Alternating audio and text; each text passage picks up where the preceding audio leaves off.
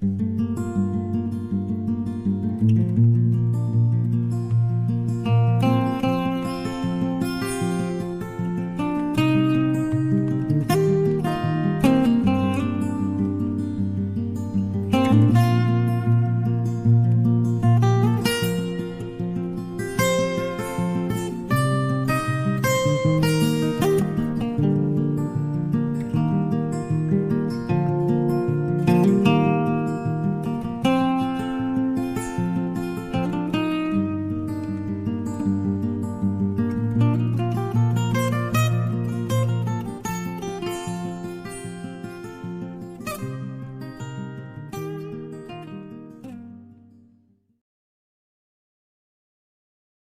morning, folks. Welcome to another edition of A Sportsman's Life. Unfortunately, Luke's not with us today. He's out on assignment, but filling in is brother Rick. So we are here at the Buck and Bass Ranch, and we're going to talk spears.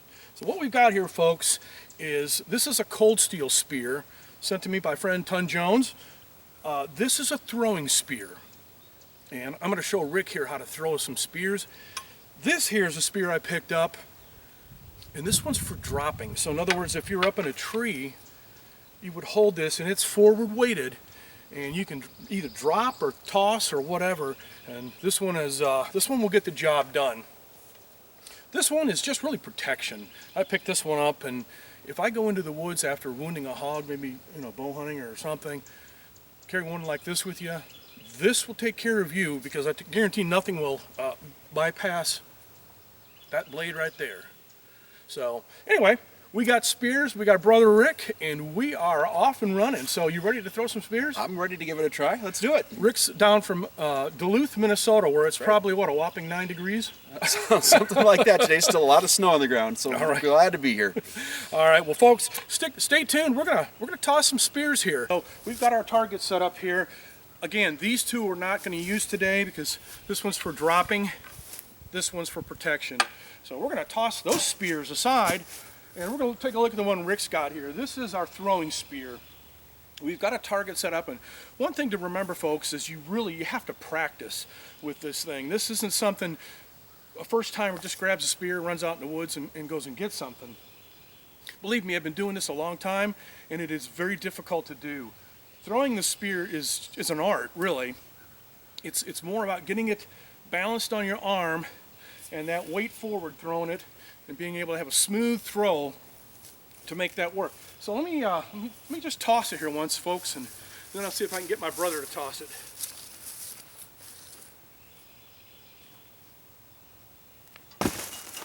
Stabbed him right there. Perfect shot. The thing you got to remember is you're not going to be able to go 20, 25 yards and throw the spear. That's not going to happen. You're going to have to walk up on that animal. Literally, you need to be probably within about 10, maybe 15 yards if you get good. Some people can throw 20, but they have spears that are made for that. This one's pretty much close range. I wouldn't throw this thing more than 12 yards. So, Rick, come on up here once. Grab a hold of this. I want to show the folks. Let's actually turn sideways. So, hold that spear just like that, and now draw your arm back. Now stop right there. So folks, what you want to do is you want to make sure that this is balanced and you've got comfort in that arm back there, but when you pulse that thing forward, it's going to be in a straight line. So you're going to get that motion. Practice that motion of throwing straight. And of course that spear is going to dip as it goes because it's heavy. But that's what we're going to do. So Rick, turn around, let's throw it this way. Let's see if Rick can hit the target here. All right. A couple things I wanted to show you too on this. There's two different sides to this spear. We've got the hunting side, and then on this side here is also a practice side. I'm actually going to throw with the hunting side for this demonstration. Let's give it a try. All right.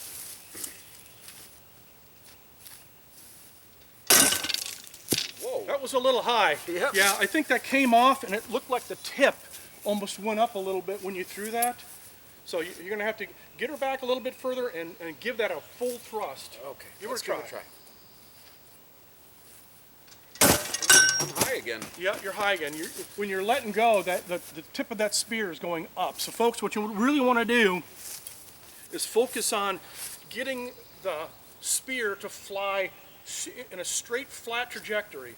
It's not an easy thing to do, but get that balance, get it back behind, behind your shoulder here, and it's all about follow through. That's a bullseye right there. Okay, let's see All if right, I can pull let's that have off. Rick try this again, folks. Again, this is not something you just go out and do and be able to hunt immediately. You have to practice. Go ahead, Rick. That's better. That's better. There you go. Yeah, it's about getting that forward thrust and following through. Follow through when you throw it. There you go. Perfect. That's a bullseye. Bullseye right there.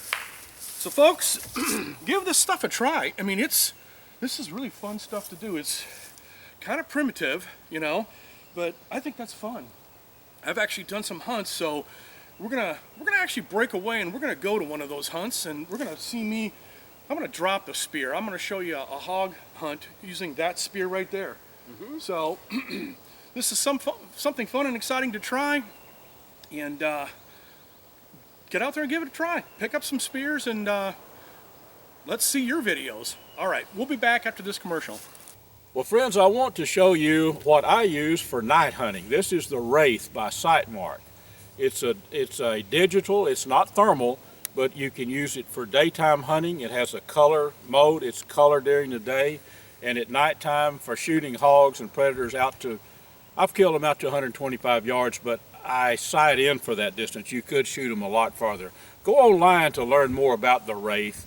You can go to sightmark.com and check them out. Absolutely awesome hunting tool for day or night. Well, folks, it is Luke Clayton, and I want to show you something right here that I am very, very proud of.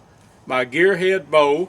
I've taken a couple of hogs with it, and I'm deer hunting. I'm down at the Buck and Bass Ranch at a buddy of mine's, and I'm going to be deer hunting. Let me show you something here. Now, this is the coolest thing in the world, and the first time I have ever shot a bow with a shoot-through riser. I'm going to look right at you here. There's a riser here. There's a riser here.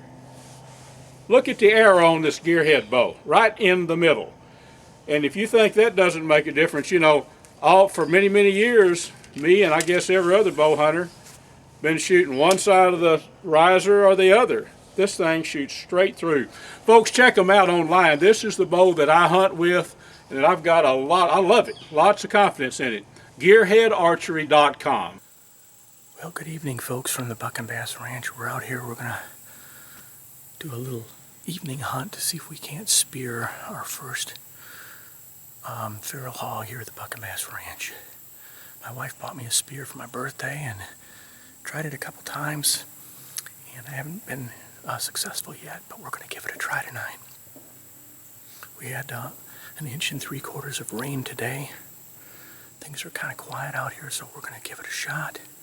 Stick with me. Let's see if we can't get us a spear and a hog here at the Buck and Bass Ranch.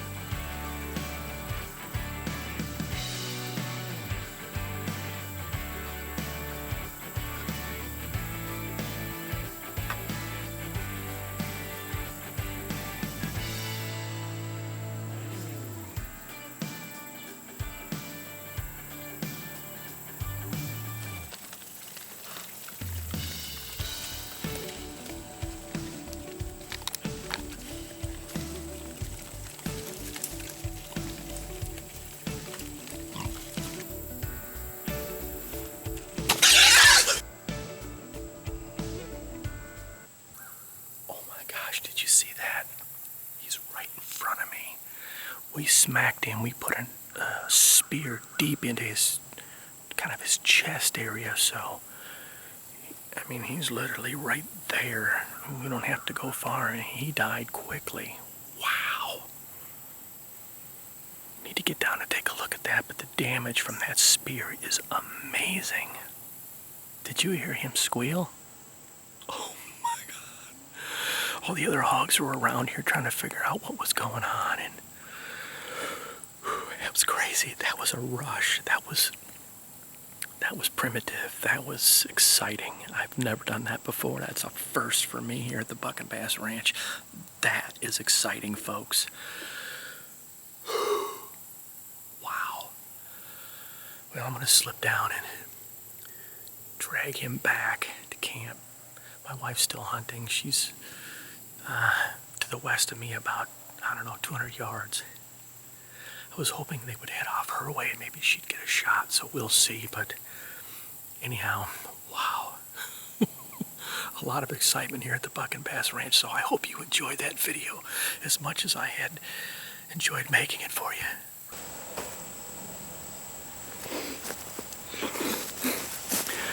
Well, folks, here we go. A little piglet for the smoker.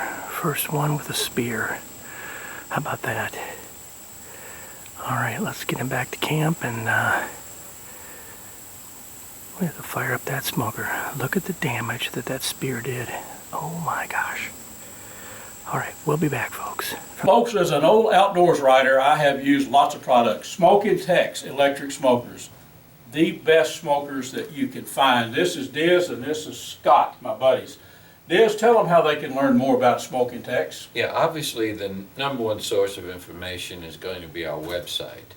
It's got hundreds of recipes, it's got helpful guides, it's got all of our models and our accessories listed there. Of course, we have a phone number, 888-922-1511, and we'll actually answer our own phones. That's true. And Diz, the main thing, the easy way, smokingtex.com. You can learn all about it. Correct. And of course, we're on all the social media, Instagram, Facebook, etc. So take a look at us whenever you can, and whatever social media you'd like, and we look forward to working with you. Well, good morning, folks. Hey, I want to talk to you a little bit about something that's so crazy, so simple. It's all about starting a campfire. There's a lot of people I've had out to our ranch here and say, go ahead and build a fire out there. And I sit back and I watch and I go, okay. And it takes them a while. Usually they get around to getting a fire going via use of a lot of trash or what have you. But let's talk a little bit today about really building a campfire. What does it take to build a good campfire quickly? So also maybe touch a little bit about an emergency situation. I've been lost in the woods, so I know what it's all about being able to be prepared and to be able to start a fire.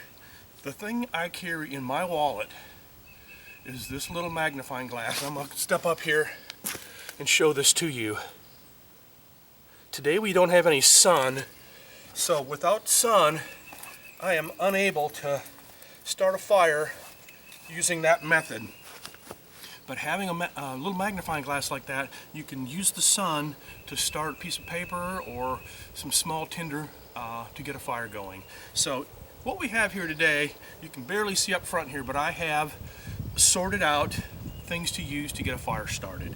Now, if it's wet outside, it makes it much more challenging. But I will tell you, the first things to dry out in the woods are small tinder, little grasses and stuff like that. This stuff will dry out quicker than anything. So it's important to try to find some type of grass. We're in East Texas, so we have pine needles. And we'll talk a little bit about pine, how important pine is to starting a fire. Pine actually has a pitch in it, in the bark, in the wood, in the pine cones, and that allows you, it's like fuel for your fire. It really helps you get a fire going. I grew up in Wisconsin, and I do know that the birch tree up in Wisconsin, if you take the bark off of a birch tree, it's like gasoline. You light that birch bark and it burns like crazy. Having something like that available when you're trying to start a fire is imperative. So really the first thing is, what if things are wet and you can't start a fire? You gotta find something dry. You have to find something that will burn. And I've been out in the woods where we just had that situation. So I've cut off a piece of my shoelace right there.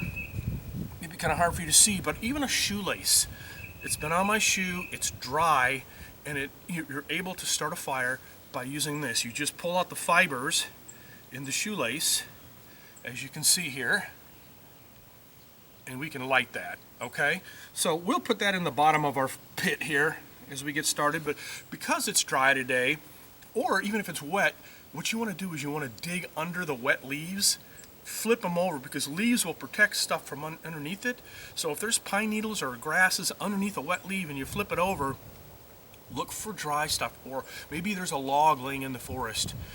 What's underneath it may be dry, so you want to look for dry things when it is, you're trying to put your fire together. So we're going to get started here. We're going to take our smallest of tinder, which is going to be pine needles. This is very critical to starting our fire. That, along with these grasses, they burn extremely fast. They're so small, and you kind of put these two together, and you're going to have one heck of a good bundle to start a fire. Then what I've done is I've gone up in size here. So we have some small twigs, some little medium to small branches, and then some medium-sized branches. And what we don't have set aside is big logs, but we'll get those. We'll have those ready, or we'll find some wood around. But you want to have all of these right in front of you, ready to go when you're ready to start a fire. You want to be lighting this grass and then running off looking for a twig, because this is going to burn out by the time you find enough twigs to put on this thing. Break them up, have them ready to go, and you're good to go. So we're going to put this in the bottom, and we're going to take just some of our twigs, because these are small enough, and of course these are pine. And the reason I chose pine, there's sweet gum, there's oak, there's all sorts of stuff around here, and you can use it. It's just that this has that sap in it, and it will burn. So using this out of the gate will really get things going quickly. So I'm going to have this set aside in here. And what I'm going to do, and I'm just going to use a trusty lighter today. I would use my magnifying glass, but the sun is not here. And so what you're going to do is you're just going to light this bundle, and you're going to get this going, right? And once you get this going, I mean, that's the base for your fire. And you can see how quickly that went up. And lay that down in here, and you're going to start putting the smallest of twigs right on top. And you're going to let those get going. The smaller the twigs, the better, because they're going to take off. And as this is burning, you're laying small twigs on it and getting them going. I'll get the camera up here in a second, you can see, but just try to get the small stuff on there first. We'll grab a little bit more here. We're sitting right in the smoke. Whew. It's going already. Now notice I have pine cones here. Again, pine cones, just like this small stuff, boy, that stuff will burn quickly. So as I get this small stuff going, I'll put the rest of this small stuff on, and then we're going to move to a little bit larger pieces and get them going. But as you can see, we have a quality fire burning already. Perfect. It's nice and toasty. So we're going to sneak over here. These are a little bit larger than the ones we just had, and we're going to start stacking those on. Wait till that fire gets going pretty good. You don't want to put it out by stacking too much stuff on it at one time. There we go. And we're going to slide that forward a little bit. Let you kind of look at that. Ah, a nice warm campfire. All right, again, these are beautiful to have because they burn like crazy. Put that pine cone right on top. Got a few more here. We can toss them in and around there, and they are going to burn. Lastly, 1.5 to 2 inch around, maybe pieces of, once again, pine. I've used pine because why? It burns really good. We can move some of these pine cones up on top, really get them going, and then we'll start sticking some of these big branches on. Just like so. And as you can see, folks, that is how you build a campfire. I can put all these on and it's going to burn like crazy because everything below now is really taken off. So we've got our campfire going now at this point with those 1.5 to 2 inch branches, if you will, put on this fire. Now it's time to take off and go find something a little bit bigger to set on this thing. You don't want to wait too long. This will burn down, because it's pine, this will burn down in 7 minutes, maybe 10 minutes at the most. This will be burned down to just like the coals. So, but if you want to keep this thing going, obviously you want to put on some heavier logs. So that's our kind of our Campfire 101. You know, it's not crazy to get you a little magnifying glass and go out and make a fire using a magnifying glass. Just try it sometime. It can save your life. It can. And be able to learn how to build a fire. I actually, with my daughter many years ago, we actually built, used a post, and we built a fire starter, which was very difficult. It took us hours. We were able to get a fire going without a match and without a magnifying glass, just using sticks and a shoestring, and it works. But it was a lot of work. But it doesn't have to be a lot of work. So anyway, I hope this video helps y'all and building some campfires and making it easy. It's all about making it easy on yourself. So have the materials prepared to start your fire, and boy, you're ready to go. So folks, we'll be back after this commercial message, and more fun stuff here on A Sportsman's Life. Stay tuned. Hi folks, it's your old buddy Luke Clayton, and this ain't your grandpa's pump-up air gun. This is the Texan, made by Air Force Air Guns, and it's the most powerful production air gun in the world. A few years ago I started shooting these, when they first came out. I actually had a chance to test. They didn't really need any testing, but to shoot one of the 10 prototypes when they first came out. Now this is the improved model. This tank pressures up to 3,625 psi. This gun will develop, I believe it's 750 foot-pounds of energy shooting a 520 grain bullet. So this is your big daddy of air guns. If you want to get into hunting or shooting air guns, you don't have to shoot a 520 grain bullet. I shoot a Nielsen specialty ammo bullet I think it's 340 grains. But here you go. Check these out online. You can go to airforceairguns.com and check them out. But this is the one I've hunted with a lot. I've probably killed 30 hogs and a bunch of exotics, and I'm going to get after the deer here in Texas this year with it. airforceairguns.com. So it's so fun to be here at the Buck and Bass Ranch down from Duluth, Minnesota. Minnesota? Minnesota, yeah. Oh dear. But and we've just had a great couple of days out here. We spent some time in the tree stand, saw a lot of hogs. Yeah, never got a shot. My sister-in-law, Rick's wife, Judy, she was a first-timer. Unfortunately, didn't pull the trigger, but boy, she came close. Matter of fact, I can even throw. Let's throw that video up real quick. We're gonna watch Judy here just for a second in the blind. You'll see some hogs come in, and you'll scratch your head going, why didn't she shoot? We'll be back.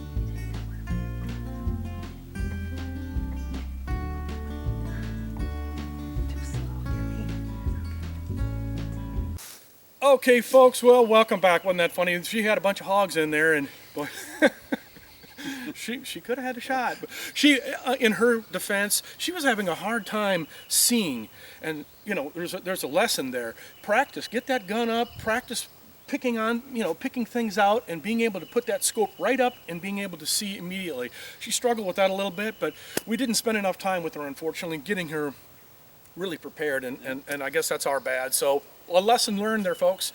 Practice, aiming your weapon, your scope, So anyway, we're out of time.